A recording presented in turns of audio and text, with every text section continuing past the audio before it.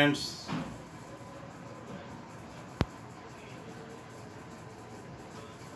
आज हम लोग स्वर्ण काकः पाठ का छठा और सातवां मतलब अंतिम जो अनुच्छेद है उसे पढ़ेंगे। पाठ के अंत में आपको समझ में आ जाएगा कि इस पाठ में लोभ का क्या दुष्परिणाम होता है,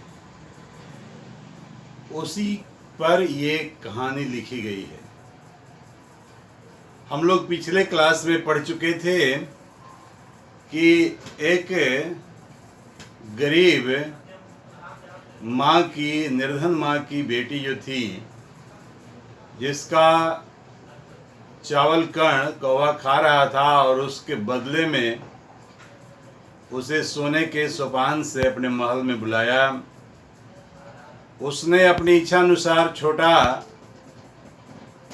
मंजूषा, छोटा संदूक ही ग्रहण किया, लेकिन उसमें कीमती हीरे भरे हुए थे। इसको देखकर, जान करके एक ईर्ष्यालु औरत भी अपनी बेटी को उसी तरह से पेश किया, जिसे हम लोग आगे पढ़ेंगे।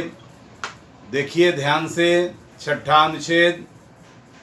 तस्मिन एव ग्रामे, उसी ही गांव में, तस्मिन जोड़ एव तस्मिन नेव, उसी ही गांव में एका अपरा, एका जोड़ अपरा एका परा, एका मीन्स एक स्त्रीलिंग है, अपरा माने दूसरी, लुब्धा वृद्धा, लुब्धा माने लोभी, वृद्धा माने बूढ़ी, न्यवसत रहती थी।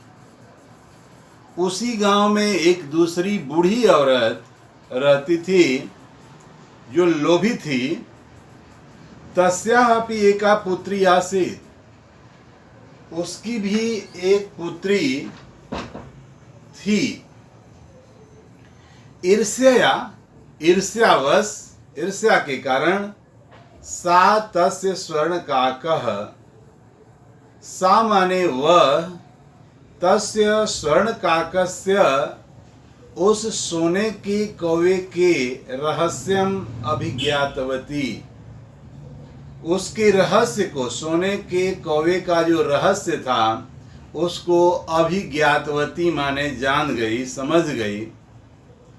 और समझ करके सूर्यातपे, सूर्य की आतप में, सूर्य की धूप में, तंडुलान निक्षिप्य, चावल रख कर, तया अपि माने उस लोभी बूढ़ी के द्वारा भी, स्वसुता माने अपनी बेटी, रक्षार्थम नियुक्ता, रक्षा के लिए नियुक्त की गई।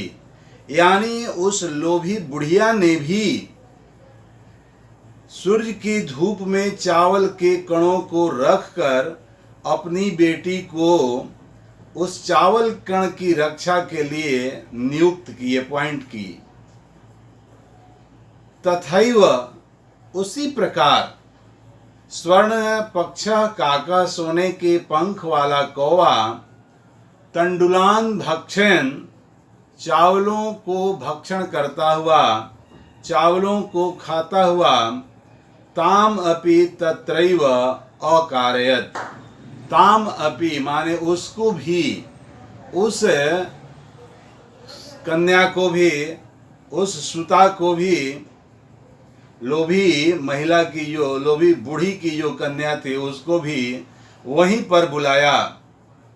प्रातः तत्र, प्रातः माने सुबह, तत्र माने वहाँ, गत्वा जाकर, उस लोभी बुढ़िया की बेटी सुबह वहाँ गई और वहाँ जा करके सा काकम निर्भत्सयन्ति, सा माने वह या उसने, काकम मीन्स कौवे को, निर्भर्त्सयन्ति, निर उपसर्ग लगा है, भर्स धातु है, सत्रि प्रत्यय है, और फिर इंगी प्रत्यय लगा करके निर्भर्त्सयन्ति माने डांटती हुई, फटकारती हुई, प्रावोचत, प्र जोड़ अवोचत माने बोली।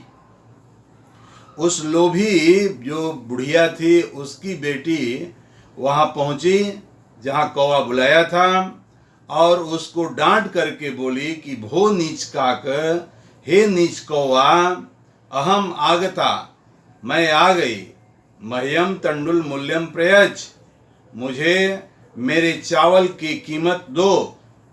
काका अब्रवीत, कौवा बोला।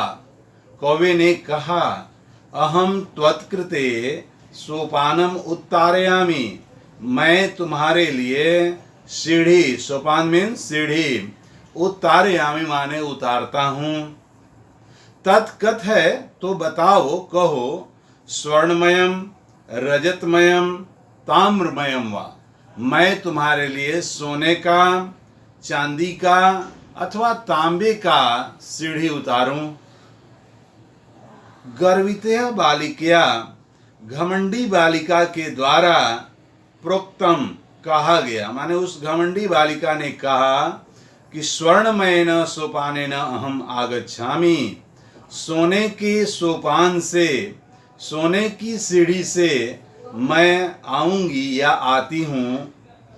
परम किंतु स्वर्ण काकः, सोने का जो कौवा था, तत्कृते, उसके लिए, किसके लिए? उस लोभी बुढ़िया की जो बेटी थी उसके लिए ताम्रमयम सोपानम एवं प्रायच्छत, तांबे का सोपान ही प्रदान किया, दिया, तांबे की सीढ़ी ही दिया। स्वर्ण काकः ताम भोजनम अपि, सोने का कौवा जो था, ताम उसको, उस लोभी बुढ़िया की बेटी को, भोजनम अपि माने भोजन भी, ताम्र भाजने, ताम्र माने तांबे की, भाजन, भाजन मीन्स बर्तन में, हिया कारयत करवाया, ही जोड़ अकारयत माने करवाया। ये पैराग्राफ आपका छठा पैराग्राफ यहाँ समाप्त होता है।